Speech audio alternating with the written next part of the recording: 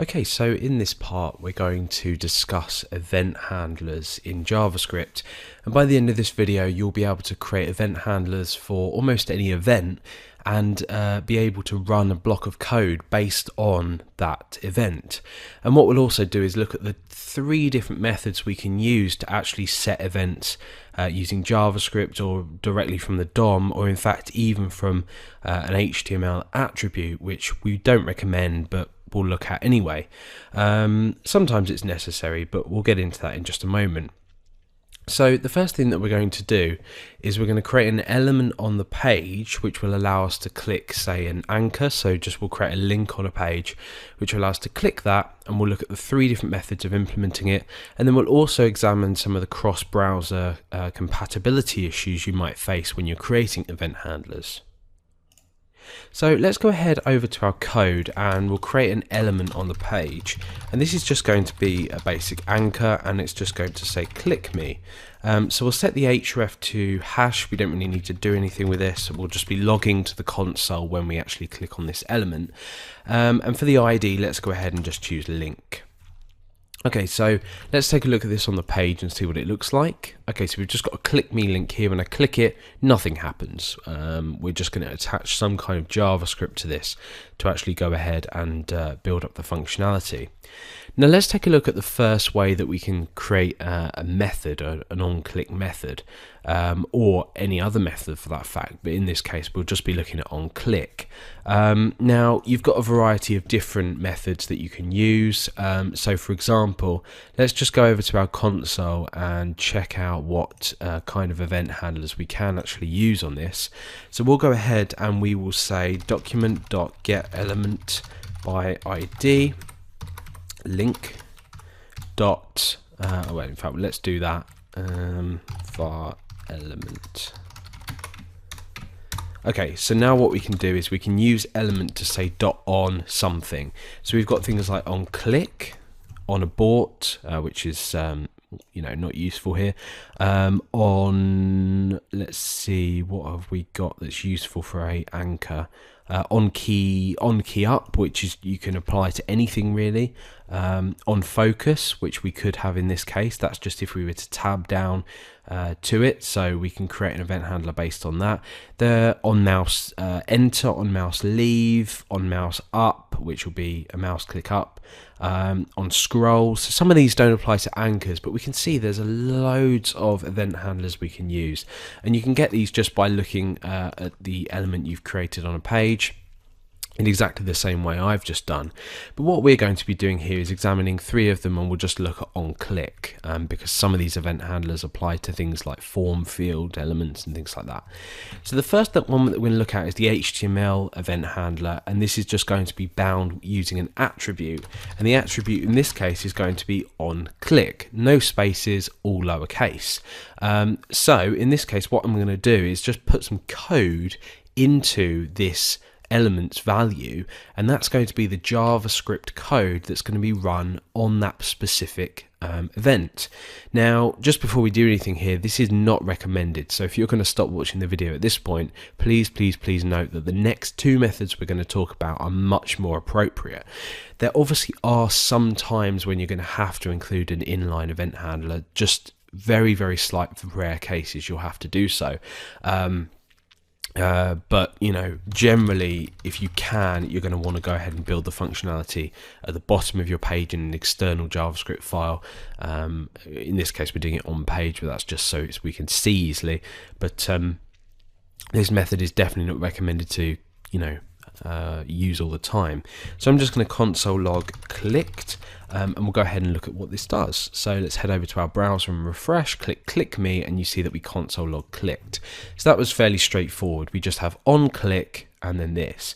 So for example, let's just go ahead and look at the list of other methods we could get. So element equals, so var element equals document dot get element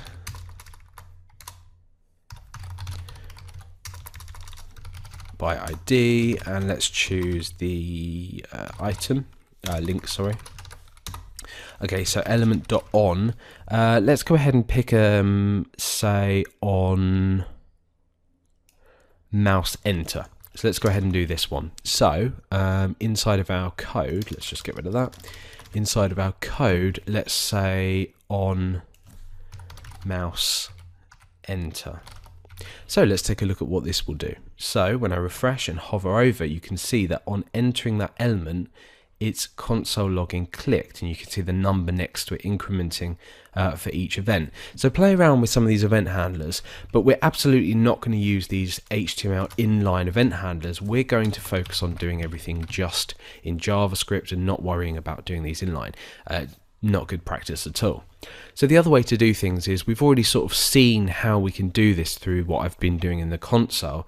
We can go ahead and create an element variable, or any variable, and we're going to go ahead and say document dot get element by ID. Now I'm going to use get element by ID just because it's quick. But if you want to use query selector or query select all to select one or multiple elements, then you can do so as well. You don't need to use get element ID to access these on click properties or anything like that. So you don't need to do that, or methods rather. So what we're going to do here is I'm going to say element.onClick. So I'm setting this as a function or a method, and then within here I'm going to go ahead and say console.log clicked. So what's going to happen now is I'm registering an event handler here. I'm saying element.onClick equals function. This function is going to be called when the onClick event is run or fired. So now when I click me, it says clicked. I can click that as many times as I want, and it just outputs clicked. So that's the other way of doing things as well. And again, we can do things like on mouse enter here. You saw the list of event handlers in the console earlier, so this is doing exactly the same thing as what we were looking at inline. So the next one is slightly tricky, and just because of cross-browser compatibility issues.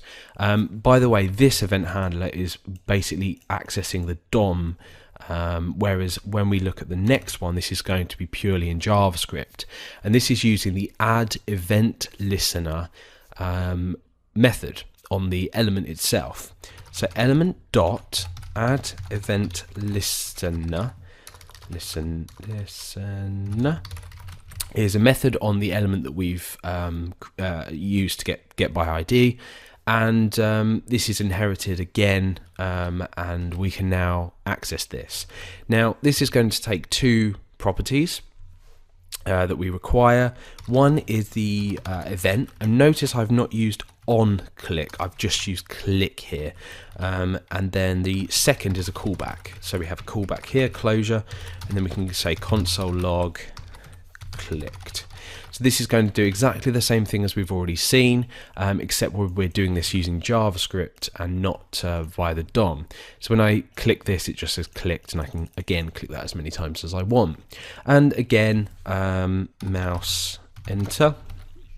I'm going to go ahead and refresh. It does exactly the same thing. So we can use all these events, in exactly the same way. Now the problem with this is that this doesn't actually work in Internet Explorer. So I happen to have an Internet Explorer window open with this file running. Now when I go ahead and refresh the page, which I've just done now, you see that the script has paused at a certain point, and we've actually got an error returned here.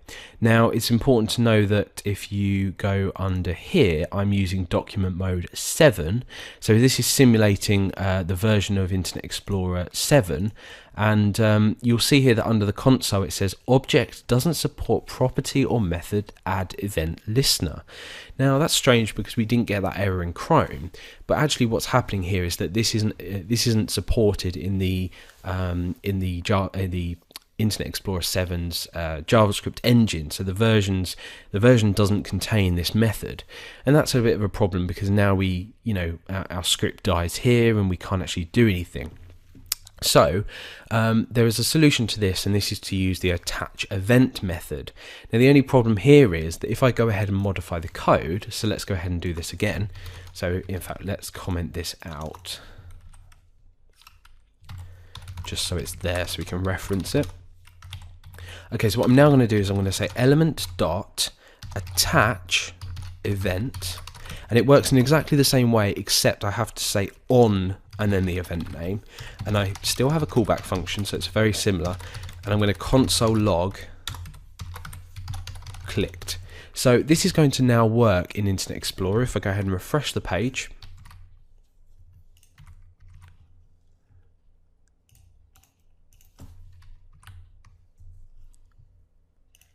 okay, so where's the console gone? So we can see here that under IE7, if we go ahead and refresh, okay, so I've done a hard refresh on that.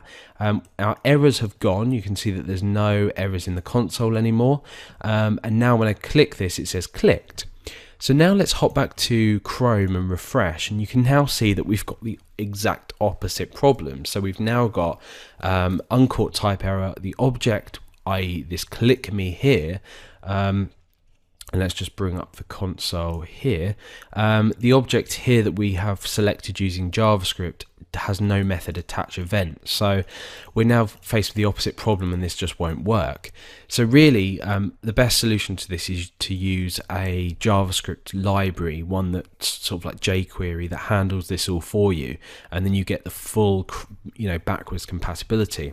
However, if you're not bothered about supporting IE7, doesn't really matter. You can just ignore it and use the add event listener method instead.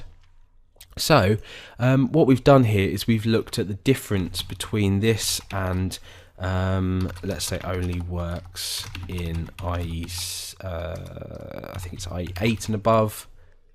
In actual fact, no, it's IE8 and below. It doesn't work. So IE9 plus we can use. IE8 minus. We can use this. There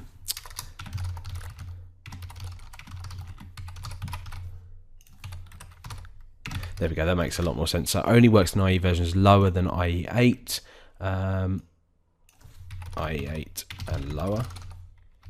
Okay, so this one will work in all. So we'll leave this here as it is.